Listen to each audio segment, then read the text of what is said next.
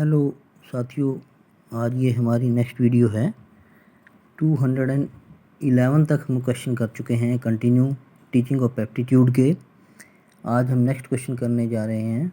आशा करता हूँ कि जितने भी क्वेश्चन आपको करवाए जा रहे हैं आपने कर लिए होंगे, अच्छे से आपको समझ में आ भी गए होंगे। और मैंने ये बताया था कि ये जो पोर्शन चल रहा है स्वयं और मूक का, इसमें से क्वेश्चन ज़्यादा आते हैं, यानी कि 5 क्वेश्चन जो आते हैं टॉपिक में से टीचिंग एप्टीट्यूड के, उसमें से 2 क्वेश्चन कम से कम इसमें से आते हैं। इसलिए थोड़ा इम्पोर्टेंट भी है ये टॉपिक जो हम कर रहे हैं। तो नेक्स्ट हम क्वेश्चन करते हैं 212। पूर्व स्नातक विषयों के लिए MOOC को यानी मूक को विकसित करने का काम निम्नलिखित में से किस राष्ट्रीय संयोजक को दिया गया। बड़ा इंपॉर्टेंट क्वेश्चन है, दोबारा आ सकता है। 2022 में आया, शिफ्ट 2 में नेट में। तो पूर्व स्नातक विषयों के लिए मूक को विकसित करने का काम निम्नलिखित में से किस राष्ट्रीय संयोजक को दिया गया है। देखिए इसकी एक्सप्लेनेशन देखिए, सी है इसका आंसर, शैक्षिक संचार संकाय। शैक्षिक संचार संकाय ये है इसका, CEC को दिया गया है, ये सी है इसका आंसर। इसके एक्सप्लेनेशन को पढ़ दीजिए। इसके बाद नेक्स्ट क्वेश्चन है हमारा 213 यानी 213। मूक के 4 चतुर्थांश प्रारूप में निम्न में से कौन सा शिक्षार्थियों और पाठ्यक्रम समन्वयकों के बीच अन्योन्य क्रिया को सुगम बनाता है यानी आसान बनाता है। ये 2022 में 2 बार आ चुका है। तो क्या बनाता है? डी यानी कि परिचर्चा मंच। परिचर्चा मंच 213 क्वेश्चन क्या हमारा 213 परिचर्चा मंच। 4 आंसर दे रखे हैं, वीडियो मूल्यांकन पाठ्य सामग्री परिचर्चा मंच। तो इसका आंसर क्या है? परिचर्चा मंच। ये आसान बनाता है। नेक्स्ट क्वेश्चन है 214।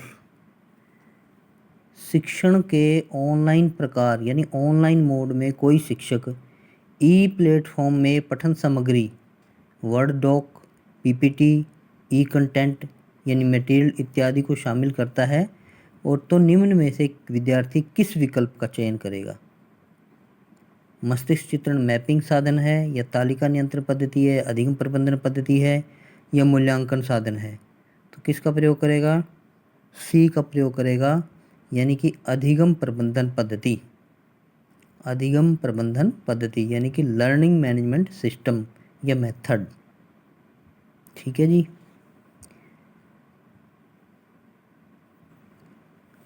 आप ये सोचते होंगे, किसी ने कमेंट भी किया था कि सर ये कौन सी बुक है।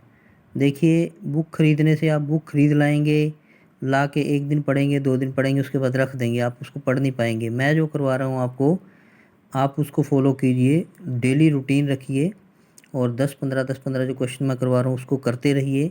रूटीन मत टूटने दीजिए, कहीं ना कहीं क्वेश्चन जो है आपके आप करते रहिएगा, तो आप साथ साथ आपकी तैयारी सही हो जाएगी। और मैं आपको समझा भी देता हूँ। 215 नीचे 2 कथन दिए गए हैं। कथन 1 स्वयं का पूर्ण रूप है study web of active learning for young expiring mind. ये आपको पता ही है कि जो सी का जो सही वर्णन है वो क्या है, सही है ये। और 2 कथन क्या है? दूसरा, स्वयं का पूर्ण रूप है source with active young aspiration mindfulness. तो आपको पता है ये गलत है, तो ये सही, इसका सी आंसर आएगा। कथन 1 सही है लेकिन कथन 2 गलत है। ये 2022 में आया, ये भी क्वेश्चन इंपॉर्टेंट है। इसके बाद आ जाता है आपका, इसमें एक्सप्लेनेशन भी दे रखी, आप पढ़ लीजिएगा। 216 है नंबर क्वेश्चन। निम्नलिखित में से किस कार्यक्रम में देश में प्रत्येक विद्यार्थी जो है 6 से 8 ग्रेड में भारत की भाषाएं लैंग्वेज ऑफ इंडिया संबंधी एक कौतुकपूर्ण परियोजना या कार्यकलाप में भाग ले सकेगा। तो इसका आंसर डी, एक भारत श्रेष्ठ भारत। ये एक मिशन है, इसमें जो है वो 6 से 8 का भारत की जो भाषाएं हैं लैंग्वेज ऑफ इंडिया, ये मिशन है, एक भारत श्रेष्ठ भारत में भाग ले सकेगा। डी है इसका आंसर। ये देखिए, आपको एक्सप्लेनेशन जो दी रखी है उसको पढ़िए आप, उससे ज़्यादा आपको क्लैरिटी आती है। मैं सारा ही पढ़ने लग जाऊँ फिर टाइम लग जाएगा उसमें, वीडियो बहुत लंबी हो जाती है फिर। नेक्स्ट क्वेश्चन है 217वां, निम्नलिखित में से कौन आधारभूत साक्षरता तथा संख्या क्षमता संबंधी उच्च गुणवत्ता संसाधनों का राष्ट्रीय भंडार है? बताइए क्या है? ए यानी कि डिजिटल ज्ञान साझा अवसंरचना दीक्षा। फुल नेम क्या है इसका? दीक्षा बोलते हैं इसको, डिजिटल ज्ञान साझा अवसंरचना दीक्षा। ठीक है जी, हिंदी में दीक्षा है ये, तो DIKSHA दीक्षा। तो ए आंसर है इसका। आप इसको एक्सप्लेनेशन दे के पढ़ लीजिए इसको। और इस वीडियो का लास्ट क्वेश्चन रहेगा ये 218, मुक्त स्रोत प्लेटफॉर्म कोर्स बिल्डर जिस पर NPTEL पाठ्यक्रमों को संचालित किया जाता है किसके द्वारा बनाया गया है? बताइए। बी गूगल द्वारा बनाया गया। NPTEL जो है, जहाँ पे आप सर्च करते हैं जो स्वयं के या मूक के कार्यक्रम, वो NPTEL वो गूगल के द्वारा बनाया गया है।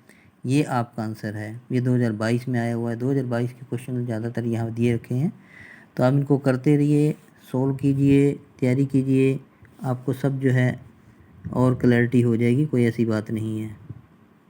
ठीक है जी, कंटिन्यूटी रखिए अपनी। थैंक यू, और लाइक भी कर दीजिए।